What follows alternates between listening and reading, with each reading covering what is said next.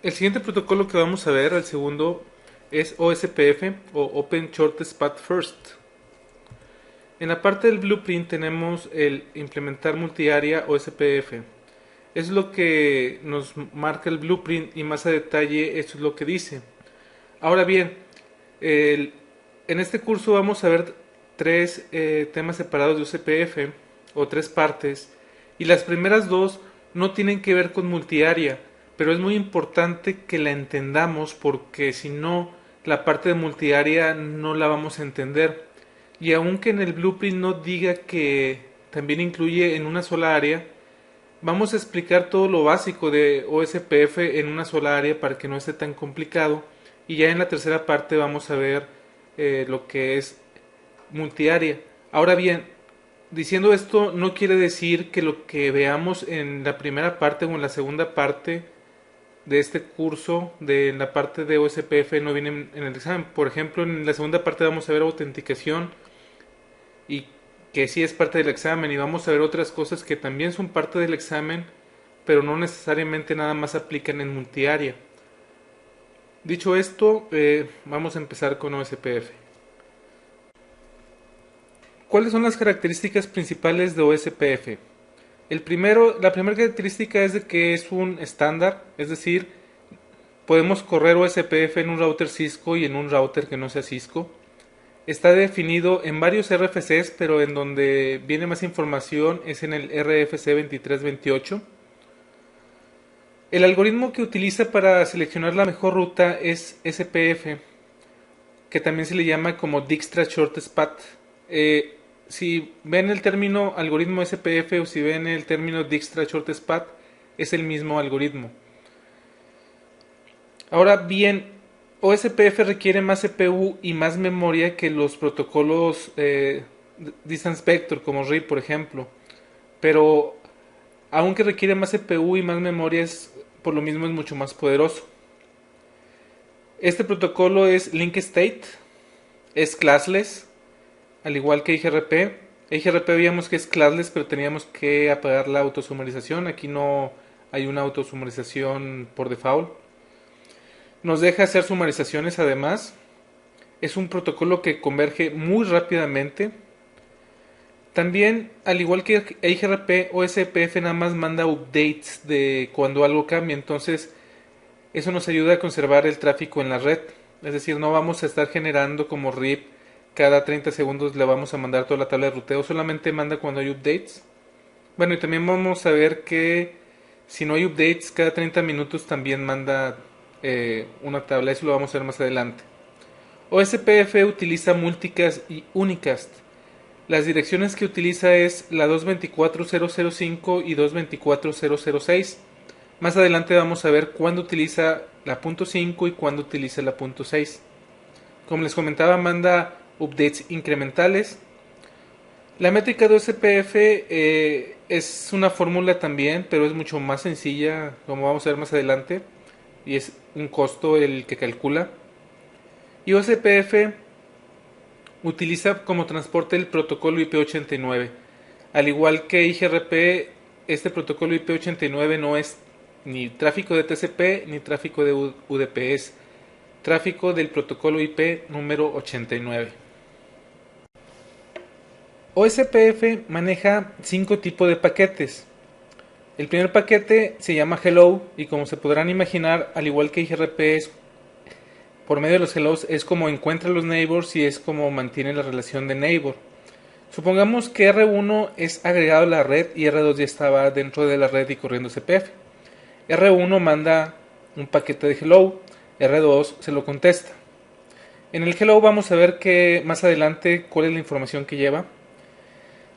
Lo que nos interesa es de que R1 lo que va a hacer es que le va a mandar un paquete que se llama DVD, que significa Database Descriptor, y lo que viene ahí dentro de ese paquete es el RID. RID significa Router ID y también un número de secuencia. Esto es importante el saberlo porque lo que está haciendo R1 es decirle él cómo ve la red. En este caso, como R1 se acaba de encender, no ve nada en la red, entonces el número de secuencia seguramente va a ser el 0. y el router ID nada más le va a mandar su propio router ID, no le puede mandar otros porque no conoce otros roteadores que estén corriendo CPF. R2, sin embargo, como ya estaba conectado en la red y tal vez tenga más ruteadores atrás de él, le contesta con el database descriptor también, le manda todos los router IDs, todos los que tenga en su tabla, y le pone un número de secuencia. Y como ya es una red que ya está funcionando, seguramente no es el 0, sino otro número, supongamos que es el número 100. R1 se va a dar cuenta que como tiene un número de secuencia mucho mayor, el de R2 es el que tiene la topología más nueva o la topología más actual, entonces R1 le va a hacer caso a lo que le mande R2. Eso lo hace por medio de LSAs. Los LSAs lo vamos a ver más adelante que son. R1 lo que va a hacer después es mandarle un paquete que se llama LSR, que es Link State Request, y lo que va a hacer con ese paquete es preguntarle a R2 por más LSAs para tener toda la topología completa. R2 le va a contestar con un tipo de paquete que se llama LSU, que significa Link State Update, y no es otra cosa que es la respuesta a un LSR. Finalmente, R1 le va a mandar un paquete que se llama LSACK, que significa Link State Acknowledge, que confirma que le llegó el LSU. Al final, R1 va a tener la misma información de ruteo que R2, es decir, toda la topología completa de toda la red. Entonces, los 5 tipos de paquetes que maneja OSPF es el Hello, el DVD, el LSR, el LSU y el LSACK. El formato de los paquetes de OSPF son todos iguales, no importa cuál de los 5 tipos son. Todos tienen estos campos, todos estos campos los tienen los 5 tipos de paquetes. El primer campo que tiene el paquete o los paquetes de OSPF es la versión, que puede ser versión 2 o versión 3. La versión 2 es con la que vamos a estar trabajando ahorita y la versión 3 es la que maneja IPv6 y esto lo vamos a ver cuando veamos la parte de IPv6 de este curso. También viene el campo de tipo y como ya vimos hay 5 tipos de paquetes. El valor puede ser desde 1 hasta 5. Después viene un campo diciendo de qué tamaño es el paquete. Este tamaño está en bytes. Después viene el router ID o RID, que es un campo de 32 bits que identifica a un ruteador. Dicho sea de paso, este router ID debe ser único en toda la red. Es decir, 2 ruteadores no pueden tener el mismo router ID. Después viene otro campo que se llama Area ID, que son también 32 bits e identifican en qué área está cada interfase del ruteador. Viene el checksum, que son 16 bits y este es el checksum que veíamos en el CCNA. Viene después el campo de autenticación y en este campo de autenticación lo que va a decir es en qué modo de autenticación está. Aquí esa puede ser una pregunta media extraña, pero OSPF siempre se autentica. Hay 3 tipos de autenticación. Una que se llama sin autenticación, una que se llama texto simple y una MD5 hash. Aquí lo importante es hacer notar que si no lleva autenticación, como quiera el paquete de OSPF lleva la autenticación en modo no authentication. Después viene los datos de la autenticación, otro campo que puede estar vacío, puede tener el password en texto simple o puede ser un hash, dependiendo si es plain text, md hash o no authentication. Y por último vienen los datos. Y los datos pues van a variar dependiendo del tipo de paquete que estemos enviando, si es un hello, etc. Aquí vemos a detalle lo que lleva el packet que se llama hello. Lo primero que lleva es el router ID o RID, que como les comentaba es un número de 32 bits que identifica al ruteador y que debe ser único en toda la red.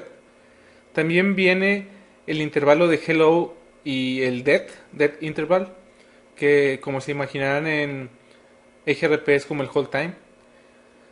Después viene una lista de neighbors, que lo que realmente está listando son los router IDs. Es por eso que deben de ser únicos los router IDs. Después viene el área ID, que como ya les había comentado es un campo de 32 bits. Después viene un campo de prioridad, que este es para elegir al Designated Router y al Backup Designated Router. Eso lo vamos a ver a más detalle más adelante. Solamente es importante saber en este momento que el packet de Hello también lleva una prioridad o un campo de prioridad. También viene el DR y BDR, que es el Designated Router y Backup Designated Router, y es la IP de los ruteadores que tienen ese rol. Como les comento más adelante vamos a ver lo que es un DR y lo que es un BDR. Después viene la parte de autenticación, que puede estar vacío o puede tener el password, y además tiene una bandera, y esta bandera va a ser encendida cuando esa área sea de tipo stop.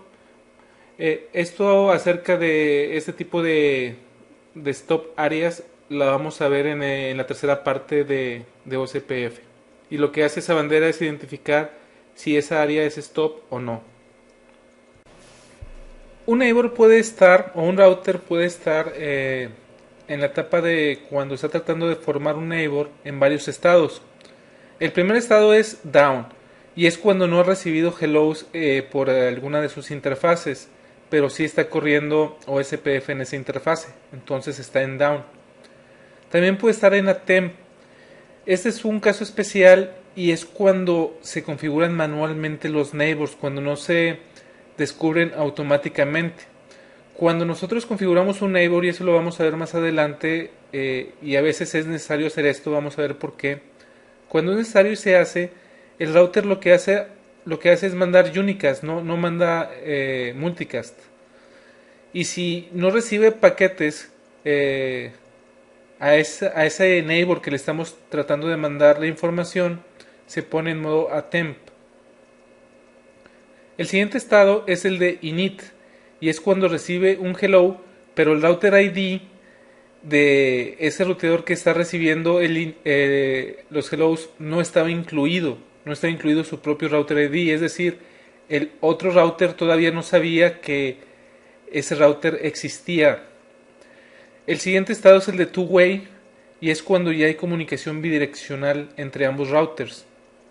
Después está el estado de xstart, que es donde aparece la elección del Designated Router y Backup Designated Router. Como les decía, eso lo vamos a ver más adelante qué es esto.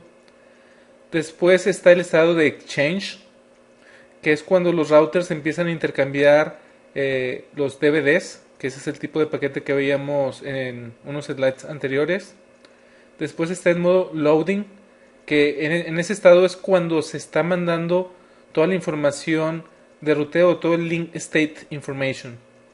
Por último, el estado cuando ya el neighbor está bien, cuando ya hay una adyacencia, es el estado de full. Cuando ya está en estado de full, es que ya recibió todas las bases de datos y están sincronizadas todos los routers. Ese es el orden exacto como sucede los estados de neighbor. El de attempt puede que no exista en algunos casos como se puede imaginar, porque no en todos los casos se tiene que configurar manualmente el neighbor. ¿Cómo funciona SPF visto de una manera general desde arriba? Cuando sucede un cambio en un link, es decir, de que se cae una interfase o se levanta una interfase en OSPF, lo que sucede es de que se genera un LSA. Un LSA no es otra cosa más que el Link State Advertisement. Es decir, estoy anunciando que hubo un cambio en el estado de un link, y un link es una interfase. Los LSAs son compartidos con los neighbors y con una base de datos que se llama Link State Database. Como se podrán imaginar, en esta base de datos están todos los links de todas las redes que nos interesan cuando se está corriendo CPF. A esta base de datos también se le conoce como tabla de topología o topology table. Los LSA son marcadas con números de secuencia, como les había comentado, para que de esa manera la red se pueda dar cuenta cuál es realmente la base de datos actual, cuál es la más nueva, cuál es la que en este momento debe de estar. Es decir, si un ruteador se da cuenta que se cae un link, va a poner el sequence number, un número más alto que el que está actualmente, y se lo va a mandar a todos. Cuando un ruteador la reciba, mm, si no tuviera un sequence number, un número de secuencia, no sabría si la que tiene es la más nueva o si la que está recibiendo es la más nueva. Entonces de esta manera se puede dar cuenta cuál es la más nueva o no. Al final, como se imaginarán, todos los ruteadores en esa área van a tener la misma base de datos de link state o LSDB. Entonces la manera con que como se sincronizan es por medio del envío de los LSAs. Por último, la base de datos de link state es una vista de la red en una área e incluye todos los ruteadores y todas las redes de esa área. Es lo que les comentaba. El Link State Database no es otra cosa más que una tabla de topologías donde están listados todos los routers y esos routers qué interfaces tienen corriendo OSPF, y de esa manera todos los ruteadores en una misma área se pueden dar cuenta cómo está la topología. Esto es bien importante, y eso lo vamos a ver a detalle más adelante, pero es importante el saber ahorita que el Link State Database es por área. Es decir, si un ruteador está en el área 0, todos los ruteadores del área 0 tienen la misma tabla de topología o Link State Database. Todos los ruteadores que estén en otra área, por ejemplo la área 1, todos los ruteadores que estén dentro de esa área, todos van a tener la misma topología. Cuando se generan nuevos LSAs, se generan, como ya vimos, cuando se cae un link, cuando un ruteador pierde a un neighbor, es decir, que tenía un neighbor pero después ya no está recibiendo los hellos. Si no recibe los hellos se va a dar cuenta que ese neighbor ya no está ahí, entonces se genera un LSA también. La otra es de que el router reciba un LSA de un neighbor que le esté informando de un cambio, obviamente siempre y cuando ese LSA tenga un sequence number mayor al que recibió por última vez. Y si hay una nueva red que se agrega a OSPF, entonces también ese es un cambio en uno de los links y también genera un LSA. ¿Qué es lo que sucede cuando se genera un LSA? Que es la segunda parte del slide. Si el LSA que se recibe tiene un número de secuencia mayor al que tenemos, es decir, es nuevo, las rutas son agregadas a la base de datos, se manda ese LSA que recibió a todos los demás neighbors y después corre el algoritmo SPF para calcular cuál es la nueva tabla de ruteo. Si el número de secuencia es el mismo, entonces simplemente va a ignorar el LSA porque ya lo tiene. Si el número de secuencia es más viejo, lo que va a hacer es de que el router va a mandar una copia nueva. Era lo que les comentaba en uno de los slides anteriores. Imagínense que se conecte un nuevo router, el router va a enviar un número de secuencia como 0 porque no tiene nada. Se va a dar cuenta el que lo recibe de que tiene uno más viejo y lo que va a hacer es mandarle el nuevo con toda la información actual. ¿Cuáles son las tablas que usa OSPF? Son tres. Una es la tabla de neighbors, otra es la topology database, que no es otra cosa más que el link state database, y la tabla de ruteo. Ahora bien, tenemos que tener muy claro el saber que la tabla de ruteo se crea a partir de la topology database o de la link state database. El algoritmo que utiliza OSPF, el input que requiere es el link state database para dar como output la tabla de ruteo. A continuación vamos a empezar con la parte de configuración de OSPF. Todo esto que vimos de teoría general sí es importante para el examen.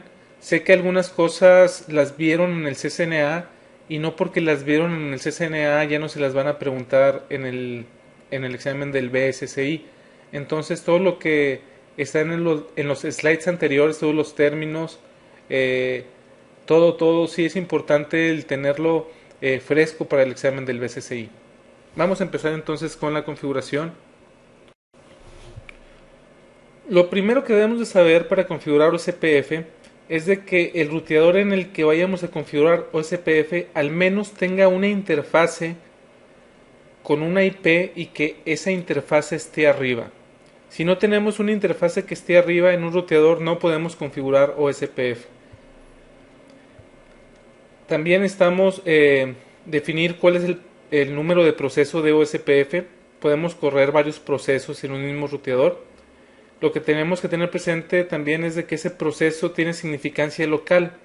Eso significa, a diferencia de IGRP con el sistema autónomo, que podemos tener en el ruteador 1 el proceso 1, en el ruteador 2 el proceso 2, en el ruteador 3 el proceso 3, y de cualquier manera se pueden hacer neighbors. Esto no es condición para hacerse neighbors el número de proceso. El número de proceso tiene significancia local. También como básico tenemos que decirle qué interfaces van a correr OSPF al igual que en IGRP. Debemos de decirle esas interfaces en qué áreas van a estar. Y también el ruteador tiene que determinar cuál es su router ID o RID. Ahora bien, como vamos a ver más adelante, el router ID se puede configurar manualmente o se puede hacer de manera automática. Por lo pronto, lo único que nos interesa saber es de que OSPF necesita tener un router ID, y de hecho es por eso que si no hay ninguna interfase arriba no podemos configurar OSPF, porque de manera automática lo que hace OSPF es que verifica sus interfaces y de una de las interfaces toma ese valor y ese va a ser su router ID. Eso lo vamos a ver más adelante. La topología con la que vamos a estar trabajando por lo pronto es esta, donde tenemos al ruteador 3, al ruteador 4 y al ruteador 5 con esas interfaces. Por lo pronto nada más vamos a usar interfaces Ethernet, y esas son las direcciones que vamos a estar usando en esas interfaces. Vamos a la línea de comandos.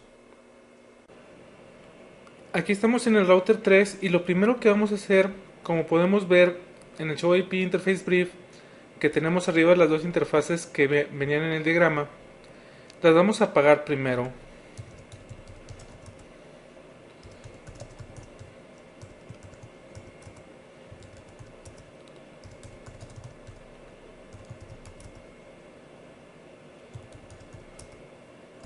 Ya que están apagadas, vamos a intentar habilitar OSPF. OSPF no me va a dejar hacer nada, ya que requiere que alguna interfase al menos esté arriba y que tenga una IP. Entonces si le pongo router OSPF 1, me dice OSPF 4 not ready, OSPF process 1 cannot pick a router ID. Ese es el problema, que no puede tener un router ID. Por favor, configura manualmente o haz que una interfase se ponga arriba con una IP. Entonces no nos deja configurarlo. No sé si tomó el comando, seguramente no, pero con qué lo voy a negar. Y lo que vamos a hacer es otra vez ir a las interfaces. Le vamos a poner no shoot. Nos vamos a la Ethernet 01. No shoot.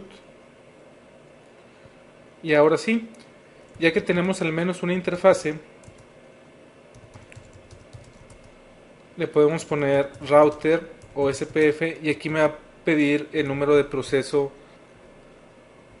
de OSPF. En este caso le vamos a poner 3 porque es el router 3.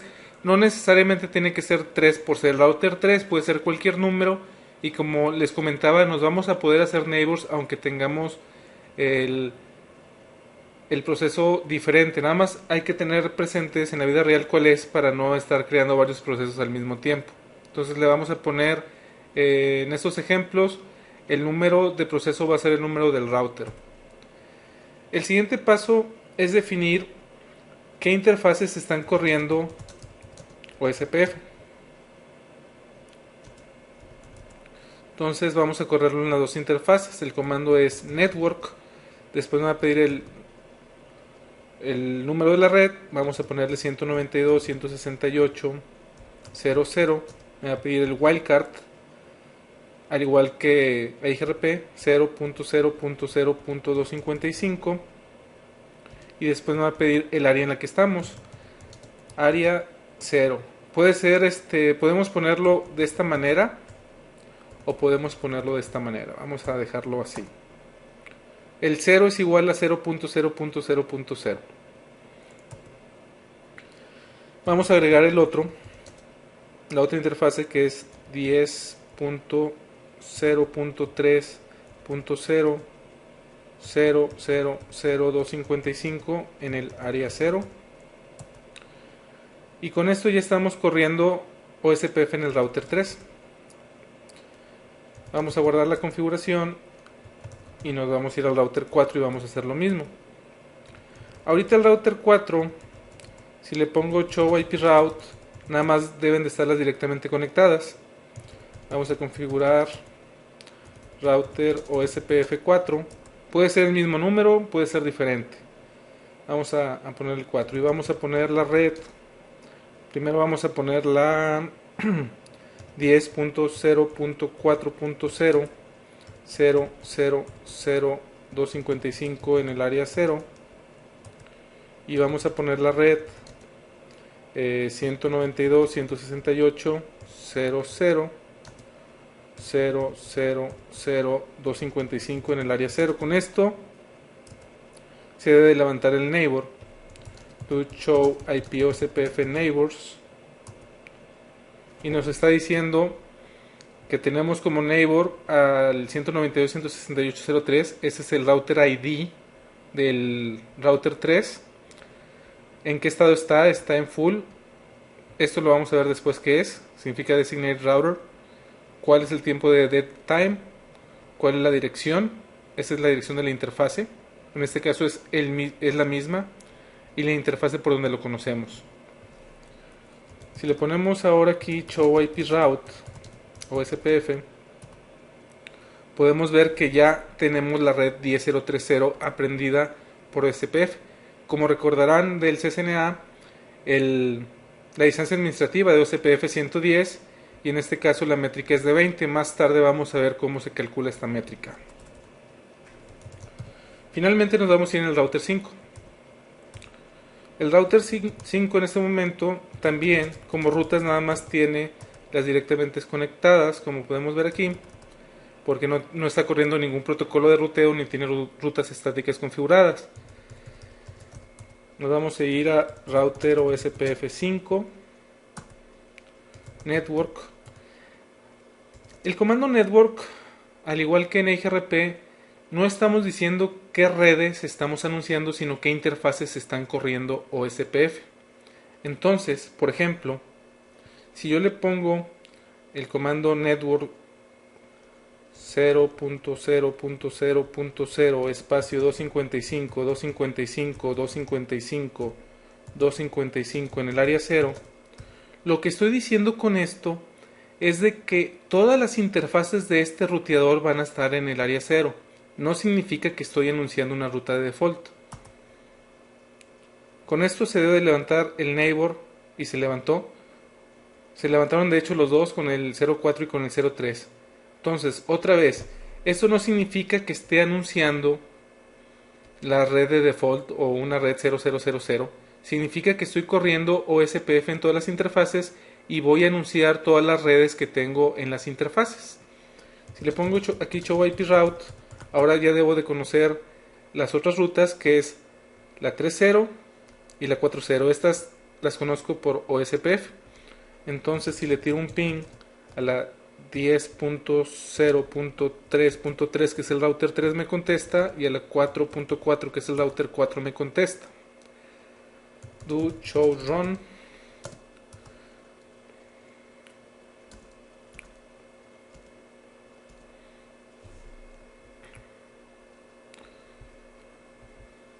Es lo que configuramos. Con un solo comando configuramos las dos interfaces.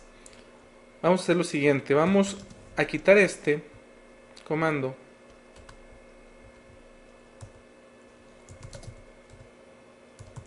y vamos a ponerlo de diferente manera.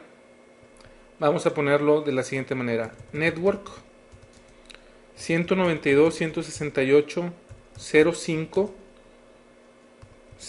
0000.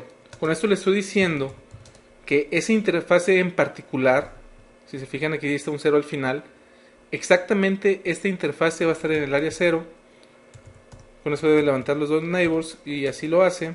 Y la interfase 10.05.5 0.0.0.0 en el área 0. estoy diciendo que esa interfase también va a correr OSPF. Do show IP route OSPF. Ahí vemos las dos rutas que estamos aprendiendo. Eso no significa que estamos anunciando una diagonal 32. Significa que estamos corriendo OSPF en la interfase Ethernet 00 y en la 01. Si nos vamos al router 3, por ejemplo, que ponemos show IP route OSPF, vamos a ver que estoy recibiendo la 10050 como diagonal 24.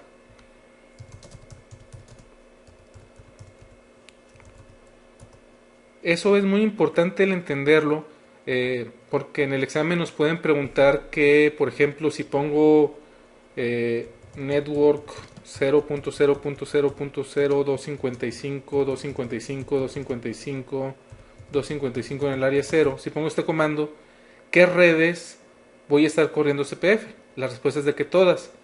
No significa que estamos creando una ruta de default, ni mucho menos.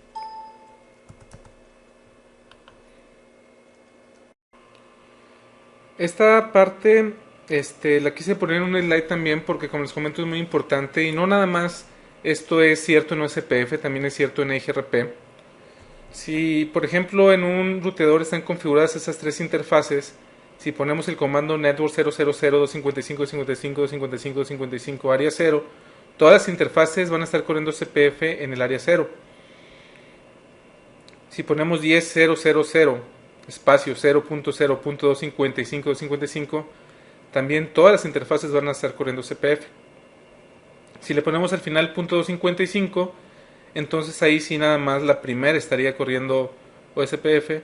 Si ponemos al final .3, significa que si hay interfaces que estén configuradas como .1 o .2 o .3, sí van a correr OSPF en el área 0 con ese comando. O la podemos poner aquí está equivocado. No, sí está bien. 10.001 0000 en el área 0. Esta interfaz en particular va a estar corriendo CPF. No significa que vayamos a anunciar una diagonal 32. Con este comando solamente estamos diciendo qué interfaces están corriendo CPF y entonces OSPF las va a tomar y va a anunciar la red que tenga configurada esa interfase. ¿Cuál fue la configuración que hicimos? Router, OSPF y el número de proceso que tienen significancia local, no tienen que ser iguales para hacernos neighbors. Y el comando para dar de alta una red es el comando network. Tener cuidado con lo que viene siendo el wildcard y después el área.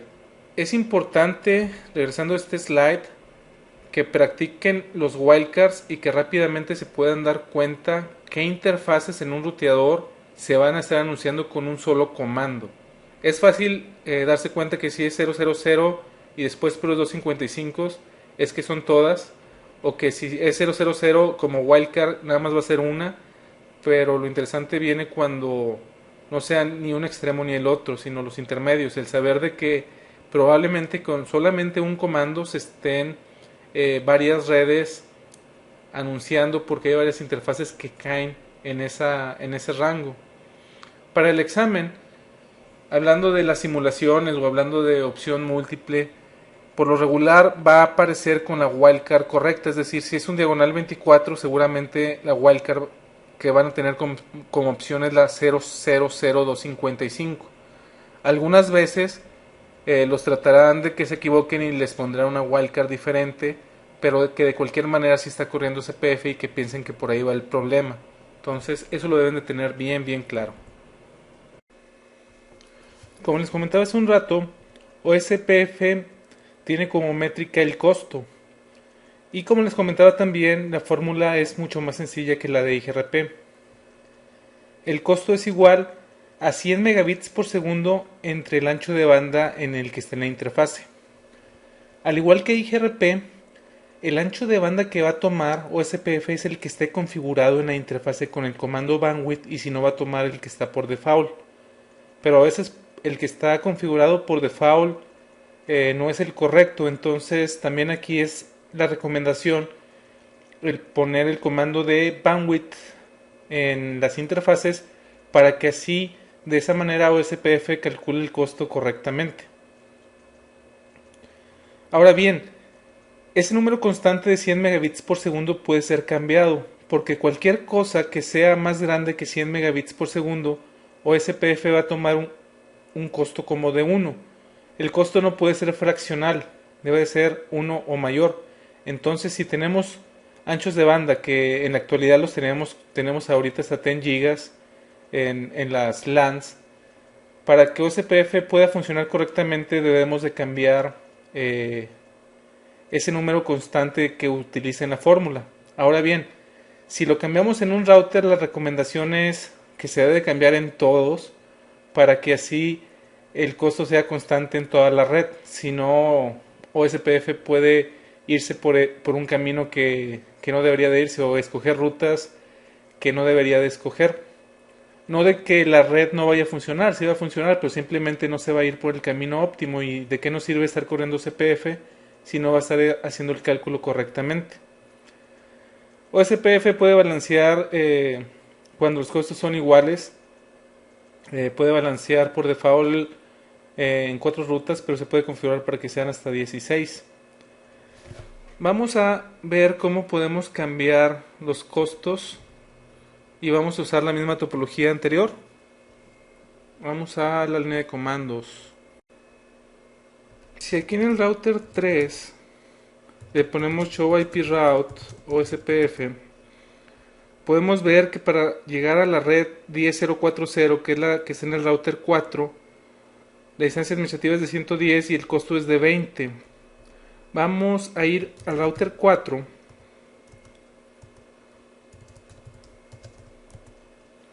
Nos vamos a ir a la interfase Ethernet 0 diagonal 1. Y lo que vamos a hacer es ponerle el comando bandwidth y le vamos a poner un bandwidth muy pequeño, 10.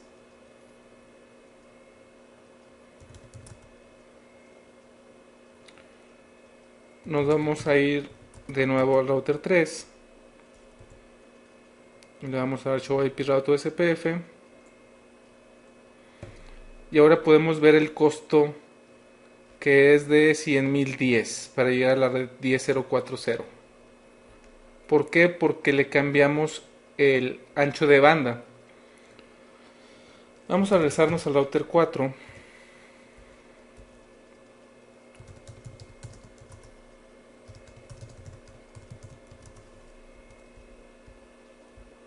Le vamos a borrar esto de aquí y le podemos poner un comando que se llama IPOSPF cost.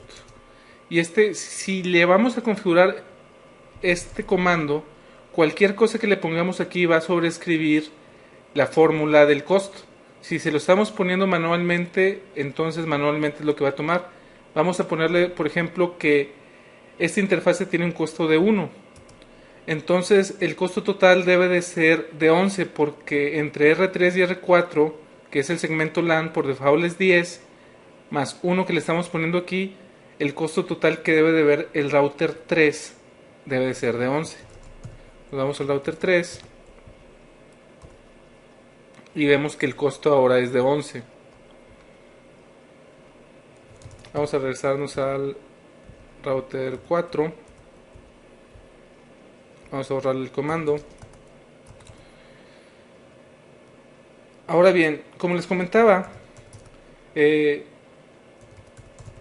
OSPF tiene como constante 100 megabits por segundo, pero eso se puede cambiar. En el router 4, el comando para hacer esto está debajo de OSPF y es OSPF autocost. Es autocost. Es autocost reference bandwidth. Y aquí le vamos a poner el que ancho de banda es el número constante en la fórmula en megabits. Por default es 100. Entonces si le ponemos por ejemplo 1000, va a tomar ya otro valor. Le vamos a poner 1000 aquí. Y aquí lo que nos dice es de que deberíamos de cambiarlo en todos los routers. Y es lo que vamos a hacer. No es necesario, pero para que sea constante, lo vamos a hacer aquí. Config temp router OSPF3.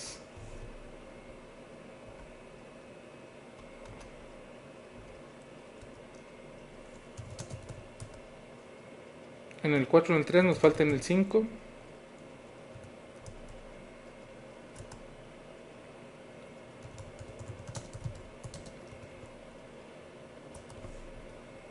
¿Cuánto debería de ser ahora la métrica que ve router 3?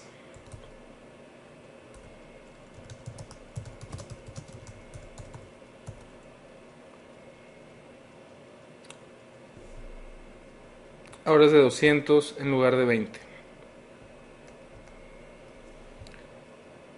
Esos son los comandos que debemos de saber que existen para cambiar los costos. Uno es cambiando el ancho de banda en la interfase. Otro es ponerle directamente en la interfase qué costo tiene con el comando de IPOSPF cost. Y el último es el autocost reference debajo del proceso de OSPF. Estos fueron los 3 comandos que vimos. El primero es cambiar el ancho de banda en la interfase. Y de hecho la recomendación es tener correctamente configurado manualmente qué ancho de banda tenemos en cada interfase, porque algunas veces lo que está por default no es correcto. La otra es entrar a la interfase y poner el costo manualmente, es decir, que no lo calcule OSPF, sino nosotros ponérselo manualmente.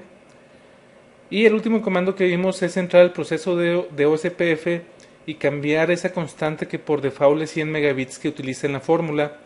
Y esto lo tenemos que hacer, bueno, no lo tenemos que hacer, pero si queremos que funcione correctamente cuando tenemos links más grandes de 100 megabits, debemos de cambiar el reference bandwidth a la máxima velocidad que tengamos en nuestros links, para que esa máxima velocidad tenga un costo de 1 y todas las demás tengan un costo mayor a 1.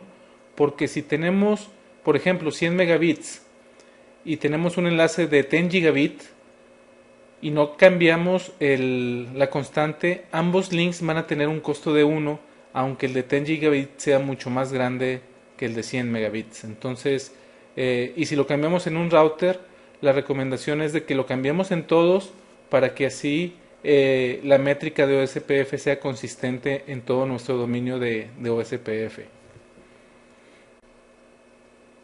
Ahora lo que vamos a ver es el término de Designated Router o DR y Backup Designated Router o BDR.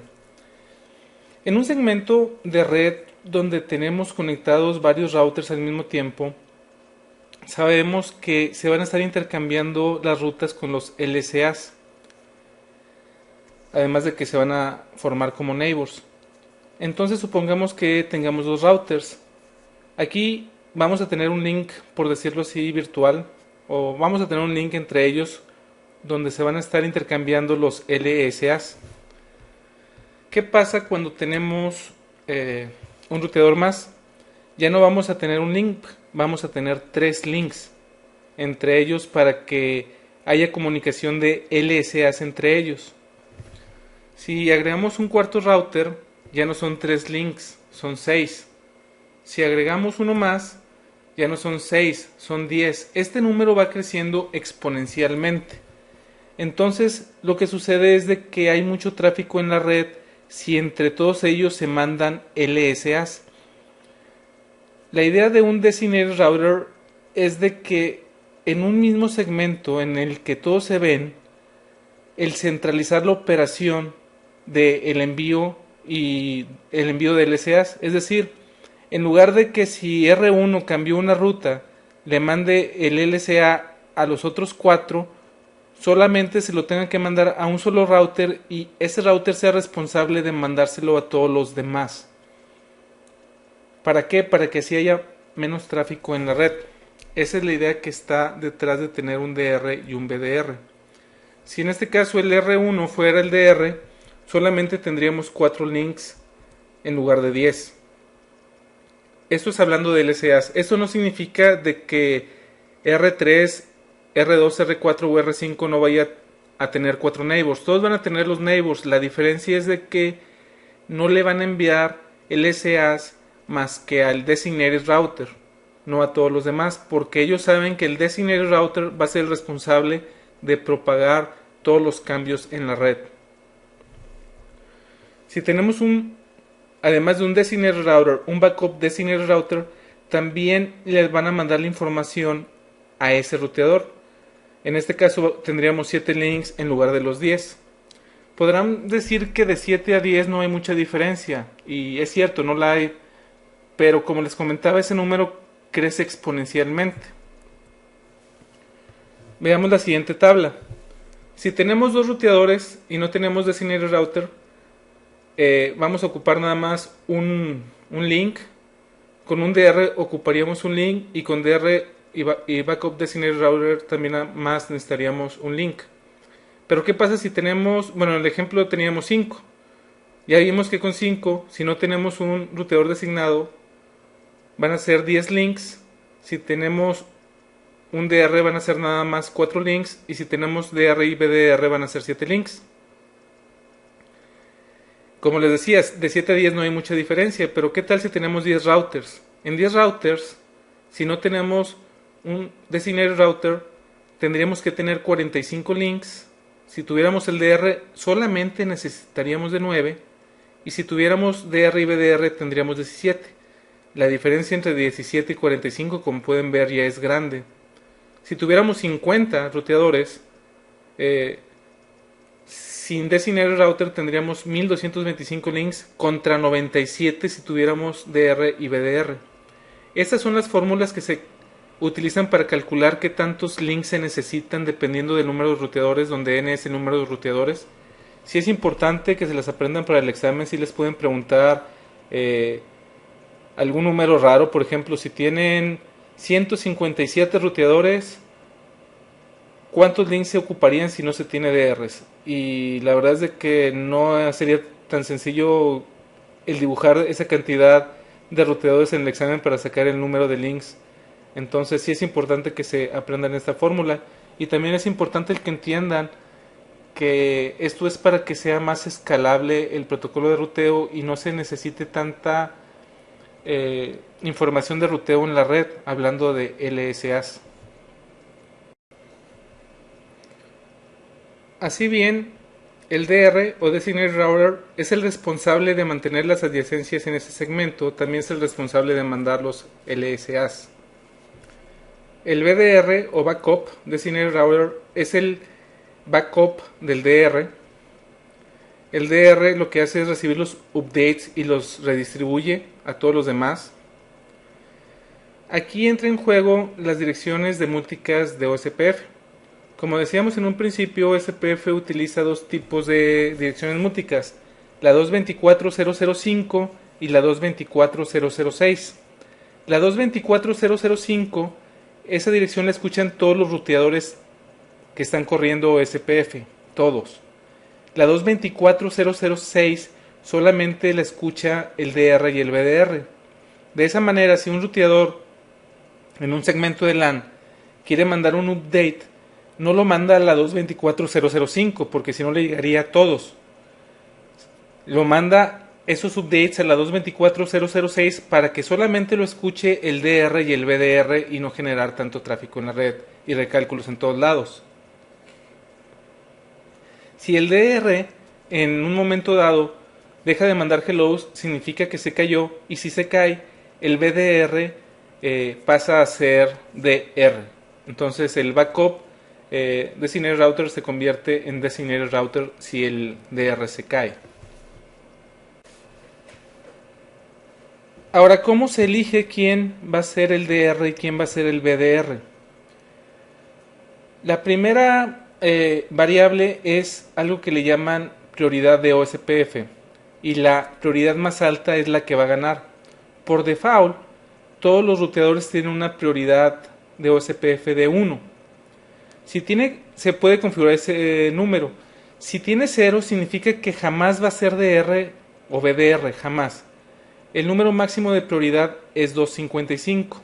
Ahora bien, si dos o más ruteadores tienen la misma prioridad, por ejemplo la default, lo que sigue es el que tenga el router ID más grande. El que tenga el router ID más grande, ese va a ser el DR y el segundo va a ser el BDR. Ahora, ¿cómo OSPF se da cuenta cuál es el router ID? Hay varias maneras. Uno es de que tú le configures manualmente el router ID a OSPF. Si no se lo configuras manualmente, lo que va a hacer es tomar de las loopbacks cuál es la IP más grande de las interfaces loopbacks. Si no hay interfaces loopbacks, se va a ir a las interfaces físicas y el que tenga la IP más grande es el que va a ganar. Entonces es por eso que no nos dejaba OSPF el iniciar el proceso si no teníamos ninguna interfase arriba, porque la requiere para tener un router ID y sin router ID OSPF no puede funcionar. Ahora bien, el último punto es bien importante. El DR y el BDR no son preemptives. ¿Qué significa esto? Significa que si el ruteador 1 es el DR y el ruteador 2 es el BDR y el ruteador 3 no es ni DR ni BDR, si se cae el ruteador 1, entonces el ruteador 2 pasa de BDR a DR y el ruteador 3 pasa de no ser nada a ser el backup. Si el ruteador 1 regresa, no importa que tenga un router ID más grande, no importa que tenga prioridad 255, no se va a hacer DR porque no es preemptive. Esto es bien importante. Entonces, es solamente los que ya están arriba, y si se levanta un nuevo ruteador con una prioridad mayor o con un router ID mayor en caso de que las prioridades sean iguales, no significa que ese nuevo ruteador vaya a ser DR. Esto vamos a verlo en la línea de comandos y vamos a usar la misma topología que hemos estado usando para OSPF. Lo primero que vamos a ver es cómo está en este momento la elección de DR y BDR. Una manera de verlo es con el show IP OSPF neighbors. Si lo puedo escribir bien, si no, no se ve. Y podemos ver que desde el punto de vista del router 3, el router 4 es el BDR y el router 5 dice DR other. Eso significa que no es ni DR ni BDR. Con esto podemos estar seguros que el router 3 es el DR, el router 4 es el BDR y el router 5 no es ni DR ni BDR. Si pueden ver aquí, está muy curioso porque la prioridad no la he cambiado y el que resultó ser el DR es el que tenía la IP más chica de router ID, que es el router 3, que tiene la 192.168.0.3. ¿Por qué es esto? Si recuerdan, el primer router que configuramos como con OSPF fue el router 3, y como lo configuramos primero y no había nadie más, él dijo, como no hay nadie más, yo soy el DR. Cuando se levantó el router 4, que fue el segundo que levantamos, lo que sucedió fue que tomó, como ya está, el DR ya lo tenía alguien y no es preemptive, aunque el 04 tenía un mejor router ID que el router 3, se tuvo que conformar con ser BDR, y el router 5, como cuando se levantó ya había DR y BDR, se tuvo que conformar con ser ninguno de los dos. Entonces, como les comento, esto es pues muy extraño en cuanto a que realmente no podemos controlar quién va a ser el DR y BDR. Lo podemos controlar nada más de una manera, que es poniendo la prioridad 0. Poniendo la prioridad 0 significa que el router que tenga prioridad 0 jamás va a ser ni DR ni BDR. ¿Qué pasa si entramos aquí a router OSPF 3 y le ponemos OSPF priority? No, es priority nada más. Priority es una interfase más bien. La interfase que corre router 3 es la Ethernet 00, que es la que está conectada a los demás ruteadores, y es IP OSPF priority, y le vamos a poner 0. Si le ponemos 0, significa que no va a ser ni DR ni BDR. To show IP OSPF neighbors. Aquí todavía no se termina de estar en full, está en two way.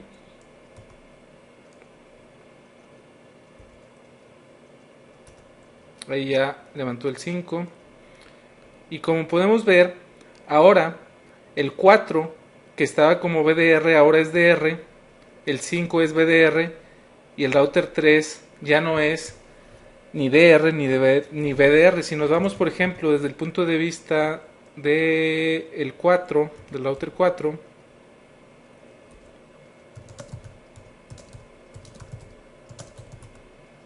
lo que vamos a ver es que el router 3 no es ni DR ni BDR y el 5 es BDR. Entonces, esa es una manera de cambiar eh, la parte de prioridad. La, la parte de ese comando de IPOCPF Priority, la verdad es de que yo no le veo mucho caso de que exista, porque es lo que les comento. El primer router que inicie el proceso de OCPF es el que siempre va a ganar. La única eh, manera de que esto entre en juego es de que todos los ruteadores empiecen el proceso al mismo tiempo, y la verdad eso está medio difícil de que todos los ruteadores exactamente al mismo tiempo empiecen la elección de DR y BDR para que el que tenga la prioridad más alta realmente gane. Entonces por eso yo no le veo mucho caso al comando. Esto se los comento para la vida real. Para el examen, pues si les preguntan si uno tiene prioridad 1, uno tiene prioridad 2 y uno tiene prioridad 3, ¿cuál va a ser el DR? Pues tienen que contestar que el que tiene prioridad 3, aunque en la vida real la verdad es de que, como pueden ver, esto no es cierto. También en el examen les pueden preguntar cómo podemos influir para que cambie la prioridad, por ejemplo, para que cambie el DR y BDR. Una es creando interfaces loopback. ¿Qué pasa si en el router 4 creamos una interfaz loopback 0 que tenga una IP que sea 193, vamos a ponerle, en lugar de 192 para que sea más grande, 168.00, bueno, 00 no me va a dejar, 01, con máscara diagonal 32.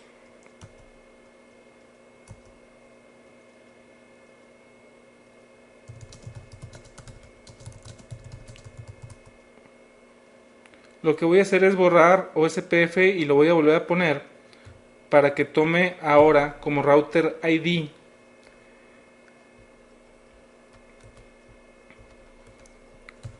no router OSPF1 la IP más alta, que va a ser la loopback. No router OSPF4. Aquí borré OSPF, entonces obviamente se caen los neighbors. Vamos a volverlo a configurar tal y como lo teníamos, exactamente los mismos comandos.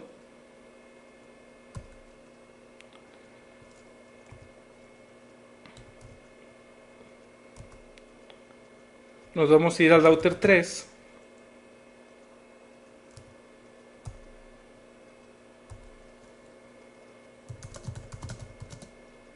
Vamos a ver los neighbors. Y ahora podemos ver que el router ID es el 01. Todavía no está en full, pero como ya hay un DR y hay un BDR, aunque este tenga el router ID más alto, no va a ganar. Ella levantó y se va a quedar en full DR order.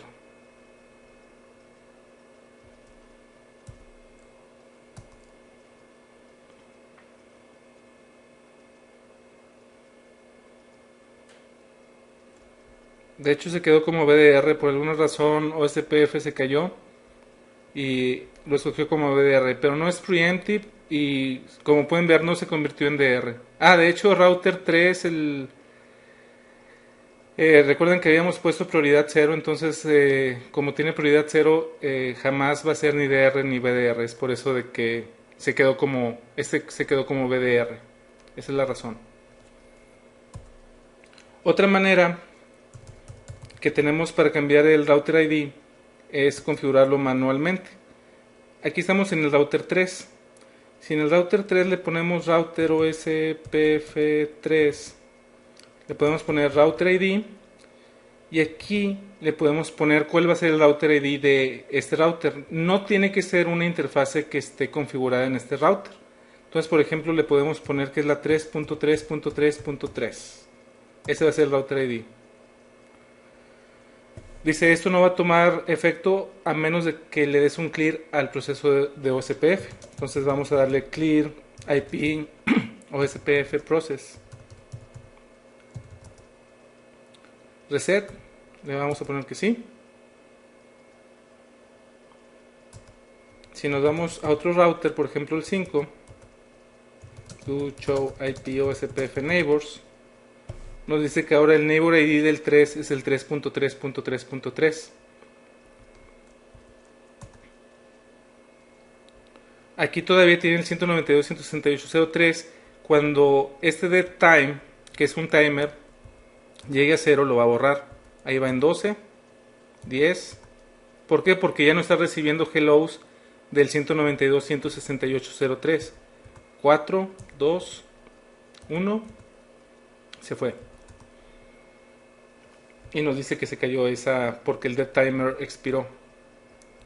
Entonces esa es la manera en la que podemos cambiar, según Cisco, la elección del DR y BDR, que es por medio de la prioridad del router ID o creando interfaces loopbacks. Aunque en la realidad, como pueden ver, será el DR aquel que inicie el proceso de OSPF primero y no necesariamente el que tenga la prioridad más alta o la loopback más alta si la prioridad es igual. Pero para el examen tengan presente que es la prioridad más alta, y si la prioridad es igual va a ser el router ID más alto, y el router ID por default es la loopback más alta. Si no hay loopback configuradas es la interfase física más alta, o se puede configurar manualmente. Esos fueron los comandos que acabamos de ver. Uno es cambiar la prioridad con IP OSPF Priority en la interfase. Si le ponemos 0 significa que jamás va a ser DR y BDR. En el siguiente slide vamos a ver cuándo esto es importante. Otra cosa que vimos es cómo configurar el router ID, que es debajo del proceso de router OSPF, ponerle simplemente router-ID y el número.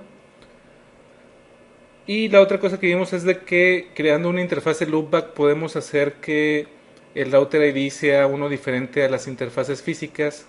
Estos son los 3 comandos que podemos usar para tratar de, y aquí sí es tratar de que el DR sea un router en particular. Ahora bien, imagínense esta topología NBMA o Not Broadcast Multi-Access, hablando de Frame Relay, en la que tenemos R1, R2 y R6. Imagínense que dejamos al azar quién va a ser el DR y el BDR. Si R2 se convierte en DR, por ejemplo, recuerden que los protocolos de ruteo tienen todos sus paquetes un tiempo de vida o time to live de 1.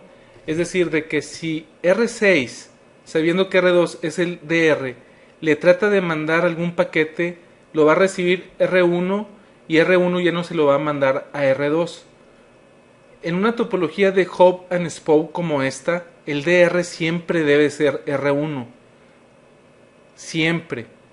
En una topología de este tipo, que haya un BDR no tiene sentido, porque finalmente si R2 o R6 se convierten en DRs, no va a funcionar la red.